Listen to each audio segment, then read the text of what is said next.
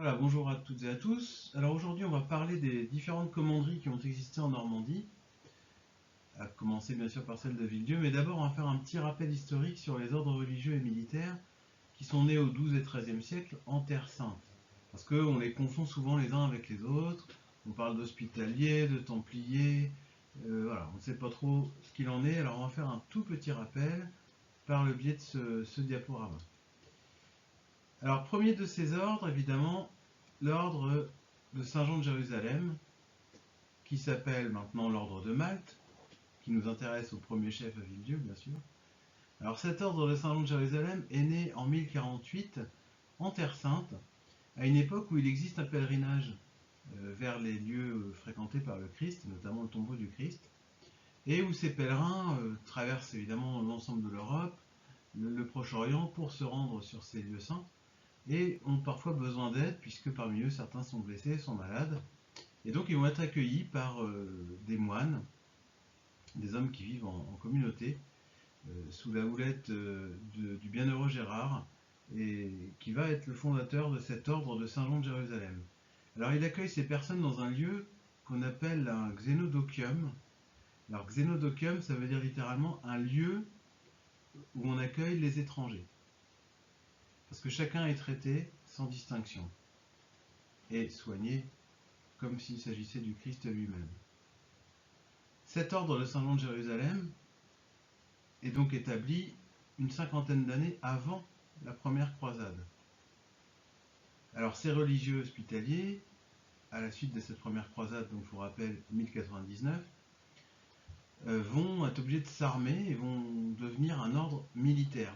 C'est pourquoi maintenant l'ordre de Saint-Jean de Jérusalem, l'ordre de Malte, est un ordre militaire et religieux. Alors cet ordre va créer à travers l'Europe des dizaines de commanderies, et on va voir tout à l'heure de quoi il s'agit. Autre ordre, très connu, très célèbre, l'ordre du Temple. Alors lui, il est fondé en 1129. Alors ces moines soldats sont des militaires, enfin on va dire c'est un ordre qui est davantage militaire dès sa fondation que n'a pu l'être l'ordre de Saint-Jean de Jérusalem. Alors les Templiers, eux, ils sont reconnus par le Concile de Troyes en 1129 et par une bulle d'Innocent II en 1139. Alors l'ordre du Temple fondé par Hugues de Pint va avoir un rôle important puisque là il s'agit de défendre les conquêtes des croisés, notamment le temple de Jérusalem. Cet ordre va faire l'objet d'une littérature énorme, avec beaucoup de bêtises de raconter d'ailleurs sur lui, mais c'est un ordre qui est fait fantasmer depuis des siècles, puisqu'en fait il termine son existence tragiquement par une arrestation en 1307, un procès en 1312 et en 1314 la fin de l'ordre au bûcher, par un bûcher pardon, sur lequel on va trouver Jacques de Molay. Donc c'est une histoire tragique dans sa fin. Je voulais aussi évoquer d'autres ordres religieux qui sont moins connus mais qui ont eu leur importance à cette époque. L'ordre de Saint-Lazare qui a été fondé, alors on pense vers 1140 commence à exister. Il est reconnu qu'au milieu du XIIIe siècle, en 1255.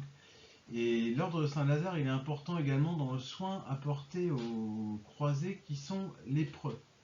C'est un ordre entre guillemets spécialisé dans le domaine des lépreux. C'est pourquoi les lazarets sont des bâtisses dans lesquelles on recueille les lépreux. Ils ont donné leur nom à ce type d'établissement. Enfin, un ordre moins connu, mais dont l'histoire est très intéressante aussi, c'est l'ordre des chevaliers teutoniques. Alors comme son nom l'indique, ce sont des gens qui proviennent de l'actuelle Allemagne. Ordre fondé en 1190 et reconnu en 1199 par le pape Innocent III. Cet ordre-là est militaire également, va aider aux croisades, aux différentes croisades qui sont succédées dans l'histoire, parce que vous savez qu'il n'y en a pas eu qu'une. Et ces chevaliers teutoniques ont même créé une sorte d'état au nord de l'actuelle Allemagne, sur les bords de la Baltique. C'est une histoire très intéressante que je vous invite à découvrir. C'est vraiment quelque chose de très original, qu'on ne connaît pas beaucoup chez nous. Alors voici notre Normandie, et voici les différentes commanderies qui existent vers 1250, la situation en 1250. Alors on a différents types de commanderies, des commanderies qui sont nées templières et d'autres qui sont nées hospitalières. Parmi ces commanderies, la plus ancienne est celle de Villedieu de Sauchevreuil, notre fameuse commanderie locale, qui, elle, est née vers 1125. Alors vous connaissez l'histoire si vous avez lu d'autres vidéos. Après que le duc de Normandie et roi d'Angleterre, Henri Ier Beauclerc, a fait don d'un petit territoire à l'ordre de Saint-Jean de Jérusalem, charge à lui de mettre en valeur, et ils vont appeler ce qui va devenir une ville, Villedieu, la ville de Dieu. Et comme elle jouxte la paroisse originelle de Sauchevreuil, eh bien, on va appeler cet endroit Villedieu de Sauchevreuil. Alors là, on est en 1125, et c'est très important parce que la commanderie de Villedieu de Sauchevreuil est à l'époque la plus ancienne, et maintenant, pardon, la plus ancienne commanderie de l'ordre de Malte de France. Rien que ça. Alors d'autres vont être créés sous la houlette des Hospitaliers de Saint-Jean ou sous la houlette des Templiers. Et on voit que le territoire est quand même à peu près couvert de différentes commanderies. Quel est leur rôle à ces commanderies? Alors les commanderies, elles ont pour vocation de créer des revenus pour les ordres dont elles dépendent.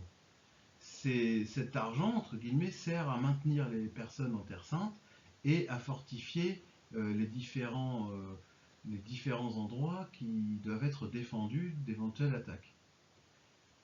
C'est un système donc où on a des transferts à la fois de technologie, aussi des transferts bien évidemment de savoir-faire, et aussi des transferts monétaires entre l'Europe du Nord et le Proche-Orient. C'est très intéressant parce que on sait que c'est par ce biais que, entre guillemets, est apportée dans l'Ouest l'idée de fabriquer des objets en cuivre à Villedieu. Il y a là un transfert non pas monétaire, mais un transfert de technologie, puisqu'on connaît parfaitement bien les alliages cuivreux au Proche-Orient, chose qu'on connaît moins dans l'ouest de l'Europe, et particulièrement en Normandie.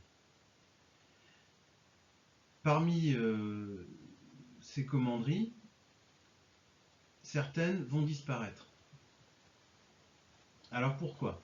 Parce que, vous voyez, à la fin de l'ordre des Templiers, donc je vous ai dit tout à l'heure, arrestation 1307, procès 1312, fin de l'ordre 1314. Pendant ce temps-là, il va se passer ce qu'on appelle la dévolution. C'est ce qu'on va voir maintenant. La dévolution, c'est quoi? Eh bien, en fait, les biens qui étaient jadis propriété des Templiers vont être dévolus à l'ordre de Saint-Jean de Jérusalem. On va leur donner à gérer les commanderies anciennement templières. Et ainsi, pour parler que de celle qui est chez nous, eh bien, notre commanderie de Villedieu va devoir gérer des terres, des rentes et différentes autres commanderies à travers un territoire assez vaste. Ils vont être obligés d'envoyer des missi dominici, des représentants de la commanderie, pour gérer ces différents espaces. Le problème, c'est que quand vous donnez des fermages à des fermiers, ces fermiers vont vouloir aussi avoir quelques revenus de ces différentes terres ou moulins qu'ils doivent gérer. Et ce qui va se passer, c'est que cet éparpillement des terres et des rentes va en rendre très difficile l'administration. C'est pourquoi, à la fin du XVe siècle, il va y avoir un grand changement, une espèce de grand regroupement des différentes commanderies. Mais pour terminer sur cette histoire, pour revenir à notre histoire de Villedieu, il faut savoir qu'aux Archives nationales, on a l'acte de prise de possession de l'ancienne commanderie templière de Valcanville par le commandeur de Villedieu. Voici, au XVe siècle, la nouvelle situation. Il y a un chapitre général de l'ordre de Saint-Jean qui se déroule à Rhodes et est décidé à l'époque un regroupement des commanderies, comme je viens de le dire. Et ce n'est pas Villedieu et Sauchevreuil qui va devenir la commanderie principale, mais celle de Villedieu-les-Bailleuls dans l'Orne, c'est pas très loin d'Argentan, qui va gérer des commanderies appelées membres, comme Villedieu-les-Poils, Villedieu-la-Montagne, Villedieu-sous-Grandvilliers et Villedieu de Montchevrel. Voilà, en 1500, la situation des commanderies en Normandie, commanderie de l'ordre de Saint-Loup-de-Jérusalem.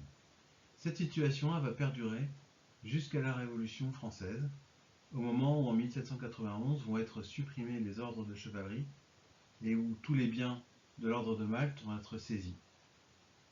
Et notre Villedieu-les-Poils va pas redevenir, mais va devenir une commune comme les autres, puisque de sa création à la Révolution française, il s'agit d'une commanderie hospitalière totalement indépendante, ne relevant que du grand maître de l'ordre et du pape.